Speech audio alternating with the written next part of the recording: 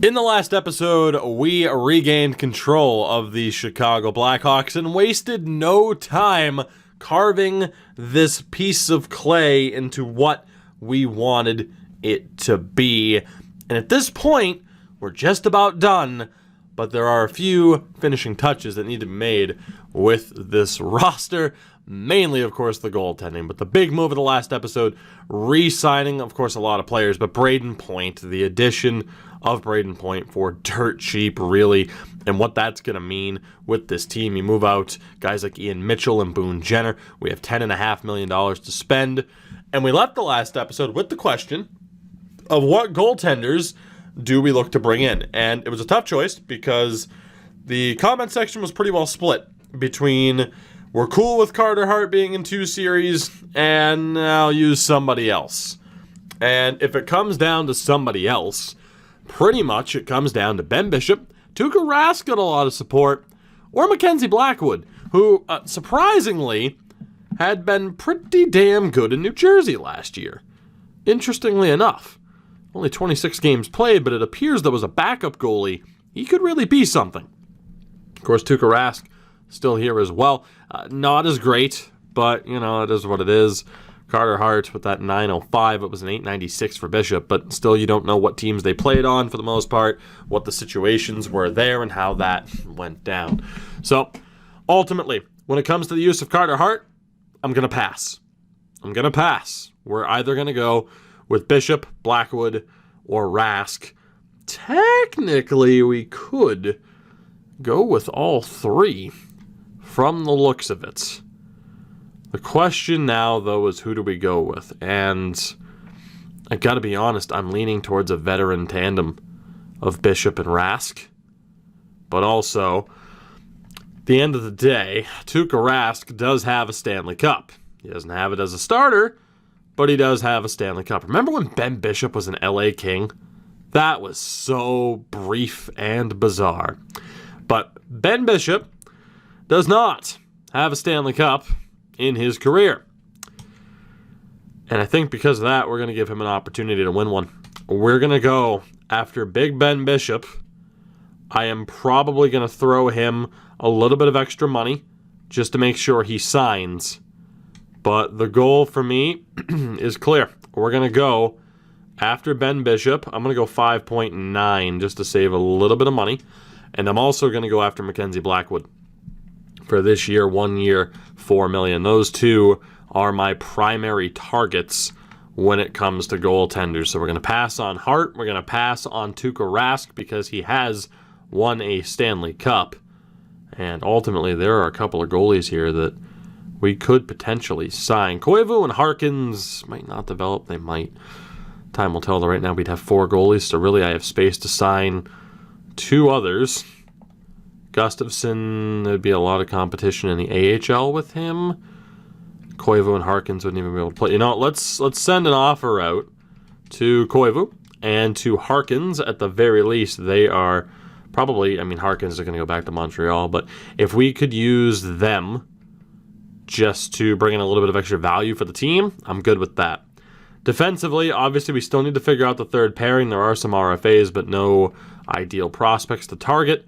And in terms of the forwards, same thing for the most part. No ridiculous prospects to target. And of course, our forward core is already good to go. So we're going to wait to hear back from the goaltenders. We're going to get that situation sorted, and then we'll figure out the rest of the team from there. I mean, our third pairing defense this year, we do have players signed. We might have to rely on them. We did also send offers out to scouts to try and have a full staff. As Tony Koivu has signed, Will Harkins has signed, but again, no guarantees that he will stay. And Jaden Winnick on as a scout as well. So Koivu's here. Harkins is here. Maybe he wasn't an RFA with Montreal. Maybe Montreal was just interested in him. I'm not allowed to trade Brendan Smith, unfortunately.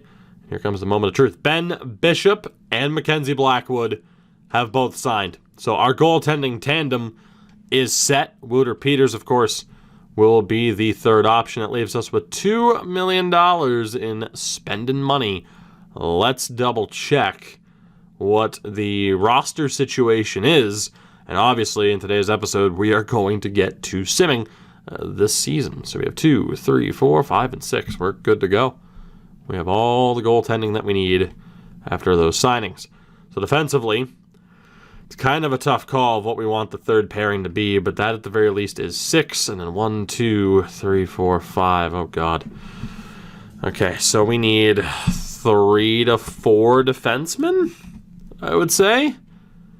Mainly minor leaguers to boost that up. Of course, McCammond is signed. He's terrible.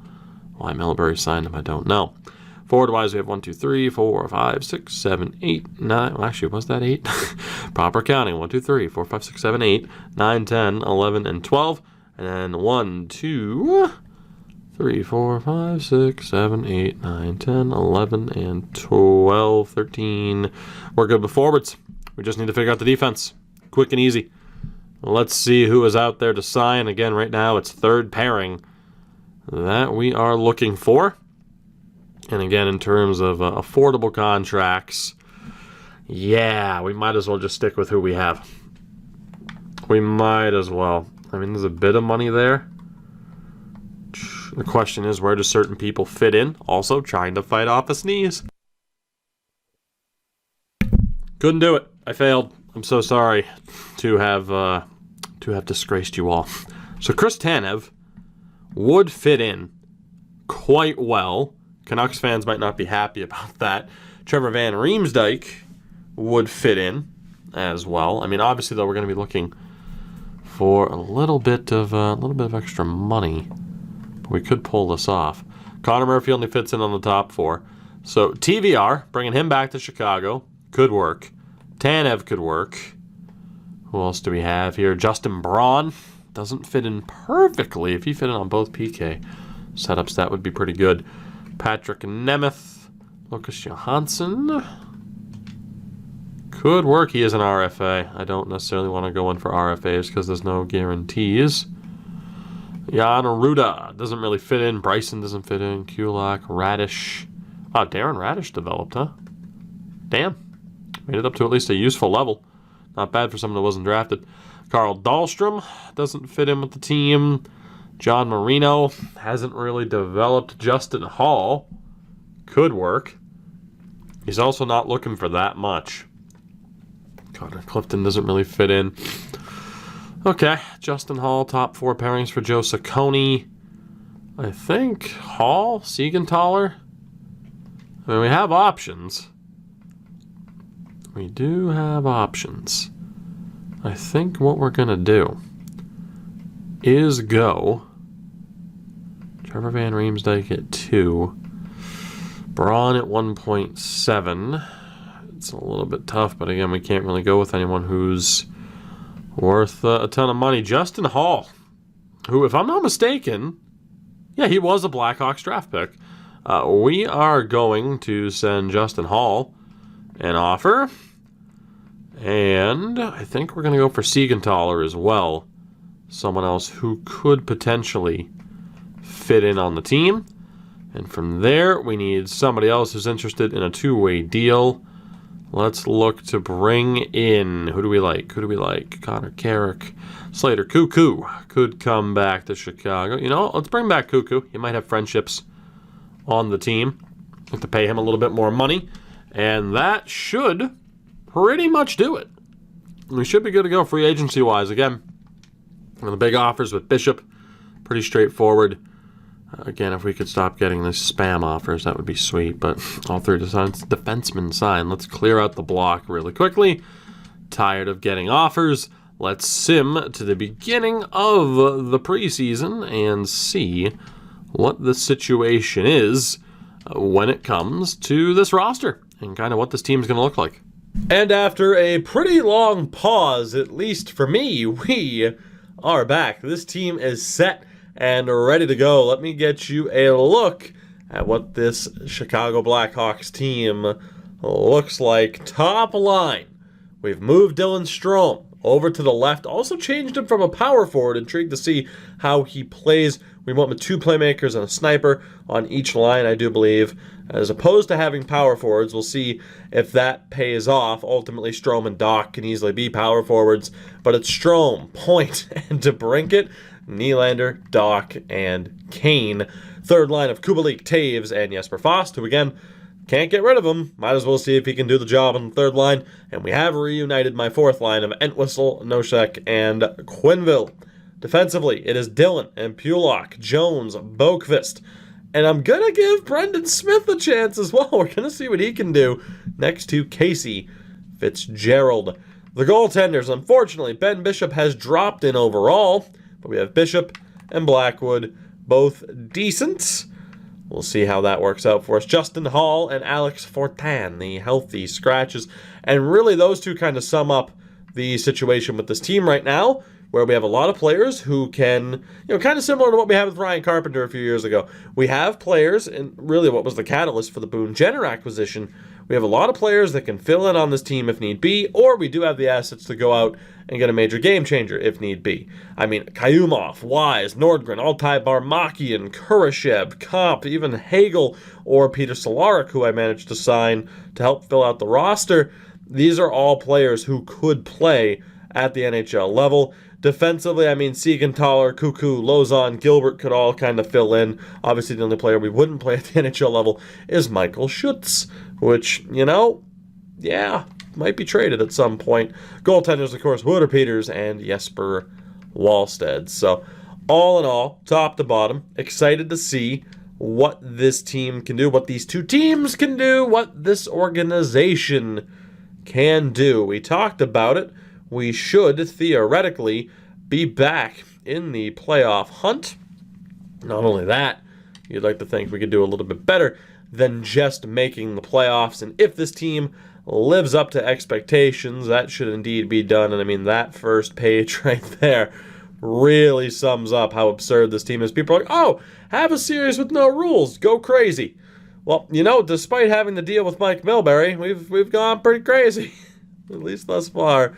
And again, we have our own first because we did not go after Carter Hart, and we have Boston's first as well. So maneuverability, options aplenty.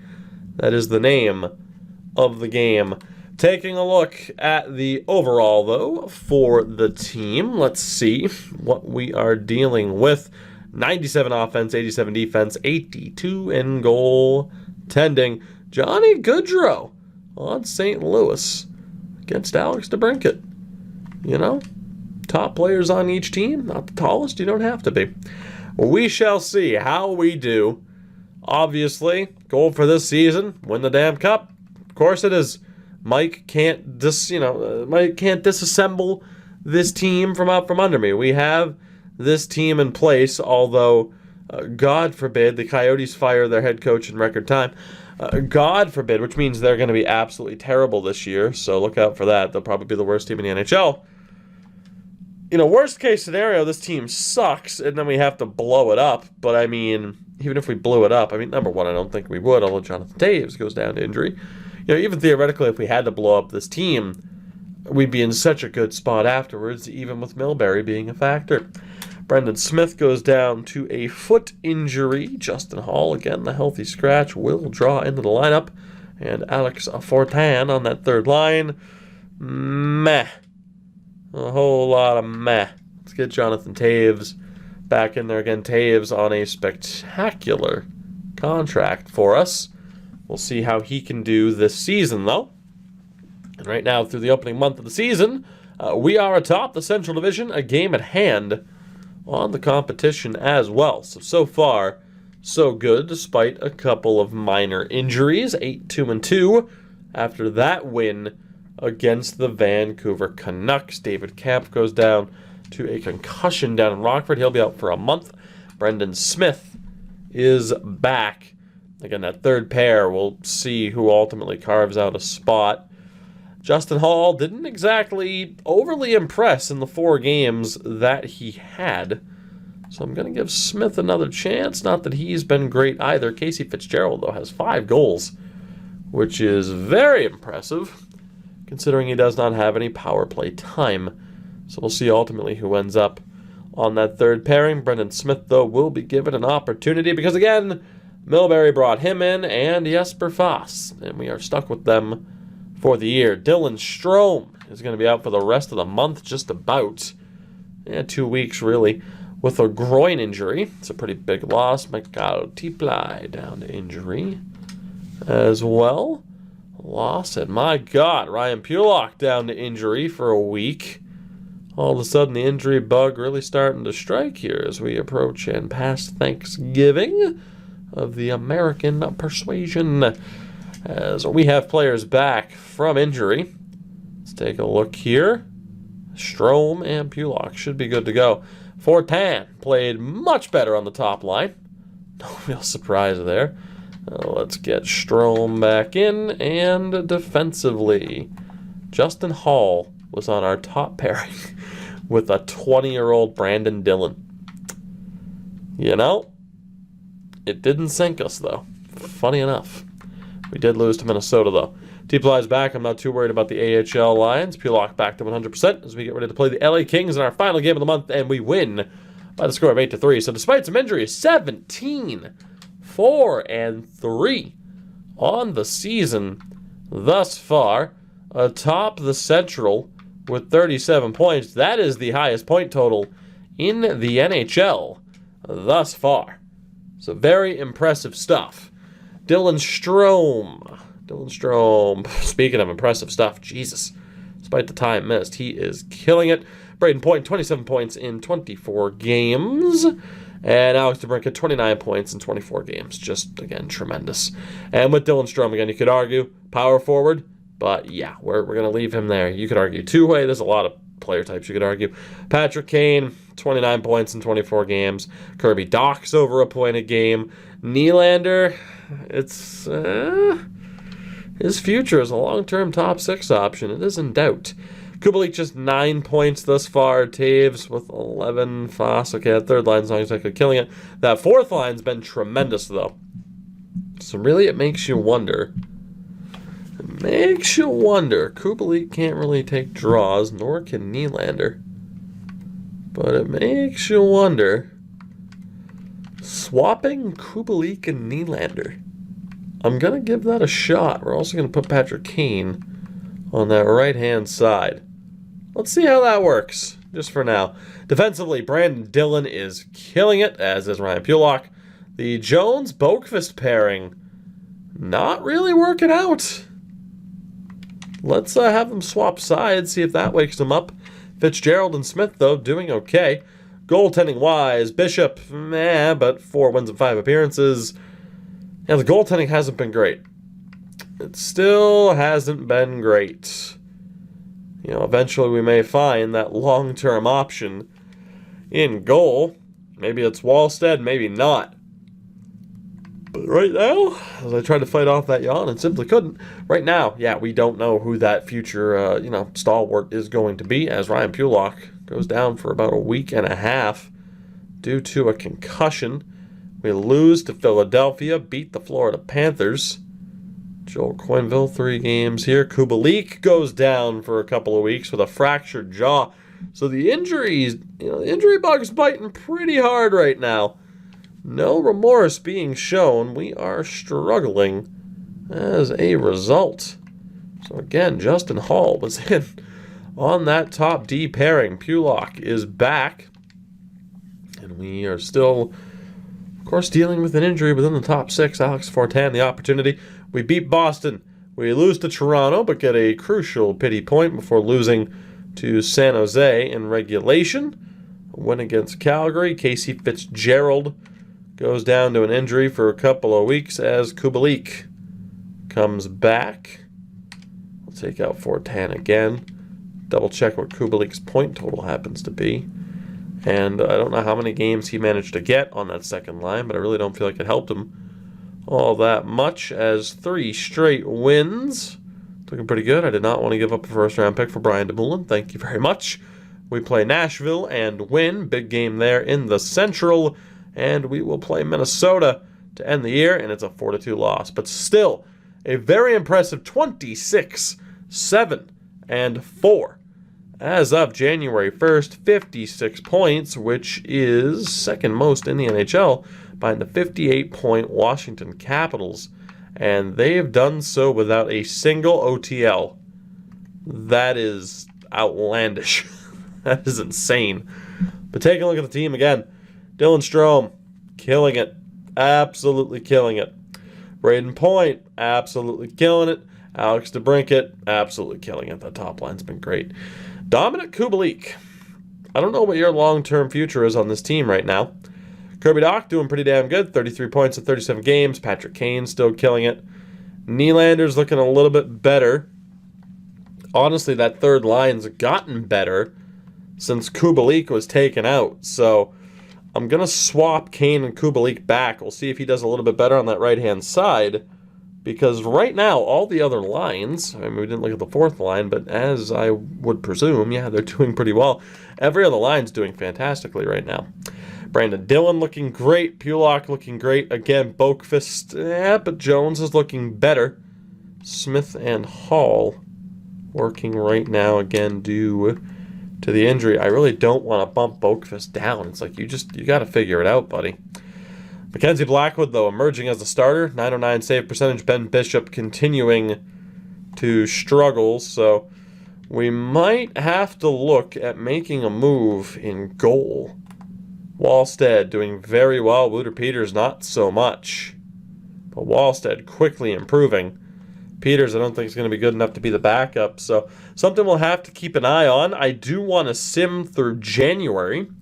Maybe at the beginning of February, getting a little up to February, we take a look at what's going on, take a look maybe around the league, and just kind of say, like, hey, yeah, clearly this is an issue, but is it worth addressing as we get beaten by the New Jersey Devils, 6-5, bounce back with another win against the Florida Panthers. Right now, a lot of win-loss, very little consistency for this team, although we do win that back-to-back against Boston and Montreal. And we will be taking out Justin Hall in favor of one Casey Fitzgerald. Get him back in there. We play Minnesota. 9-1 victories. Fantastic stuff. 7-4 win over Tampa. I do not want to trade Mackenzie Blackwood right now. Thank you very much. The Jets fire their head coach. We lose to Columbus. We beat Arizona. Actually, let's hit the back button here. We lose to Vegas. Yeah, the Coyotes actually are a little bit better than I thought they would be, as we accidentally hit the back button. That's okay. We'll stay from here. Still in first in the division, taking on the Philadelphia Flyers. Jordy Ben on waivers. Yeah, no, I'm going to pass. I'm going to pass. Thanks, though. We lose to Philly in a shootout. We take on Anaheim. We lose in a shootout. And we played St. Louis before the totally not all-star break, and we lose outright. That is going to bring us to February 1st. And we'll see where we stand. 50 games played no matter what. Start things off against Winnipeg and Nashville. Tough competition, although the Jets struggling a little bit. So through 50 games, Braden Point over a point per game, 58 points. Dylan Strome is still doing quite well. 52 points in 45 games. Good stuff from him. And, of course, Alex DeBrincat. I mean, yeah, 54 points in 50 games. Again, had 120 points not all that long ago. Second line, Patrick Kane, killing it. Kirby Dach, doing extremely well. I don't know what's wrong with Dominic Kubalik. Alex Nylander, though, the problem is we got to keep Kubalik there because the Nylander-Taves fast line has done very well, and the bottom six has done very well, too. The odd man out, shockingly, in terms of the most underperforming player, is Dominic Kubalik. And again, he's on a contract year. You know, if we were to talk about potentially making a move, he would be someone that you might look to move off of this team or just leave him, because if he heats up a little bit, imagine how good this team will be. Brandon Dillon, phenomenal. Pulock, phenomenal. Boqvist, I mean, defensively, man, but the point total's looking up. Jones is looking a little bit better. Even Brendan Smith and Casey Fitzgerald's proven to be a good pairing. Goaltending-wise, Mackenzie Blackwood is clearly the guy, but I think we need to look to move on from Ben Bishop. Justin Hall and Alex Fortin have done well as the depth options. Right now, the only real question is, what do we do with Dominic Kubalik? And what do we do for a backup goaltender? Again, do we just give Kubalik and Bishop an opportunity? Because imagine how good the team will be if they wake up. Or do we look to move on from them? Let me know what you think. But right now, so far so good. 32, 12, and 6 atop the Central Division. The Pacific, you also have Vegas, Vancouver, Anaheim, and San Jose currently in a playoff spot. The Atlantic, it's Tampa, Montreal, and Toronto. In the Metro, Washington, Pittsburgh, Philadelphia, the Islanders, and the Carolina Hurricanes. Right now, we are the second best team in the NHL, third best points percentage behind Pittsburgh and Washington. So things are still looking pretty good. 4.14 goals for per game. We have the league's best offense. Goals against 2.9, which is one of the lowest in the league. So tough to say with that information that moves should be made, but they could be made. And I want to hear from you guys before we look to do anything. So that'll do it for this one. We're going to end things here. Next episode, we'll finish up the regular season. Of course, right now, enjoying life without Mike having control. But that threat, that fear, is always just a few disappointing results away. Thank you very much for watching, for supporting me, for supporting this channel. It is greatly appreciated. Check out everything in the description if you haven't already. If you are, for some reason, someone who still has not subscribed, what is the matter with you? Come on now. Get it done. Again, check out everything in the description. Shout out to my patrons over on Patreon. Until next time, have a good one. Take it easy, stay safe, wash your hands. And I will see you next time.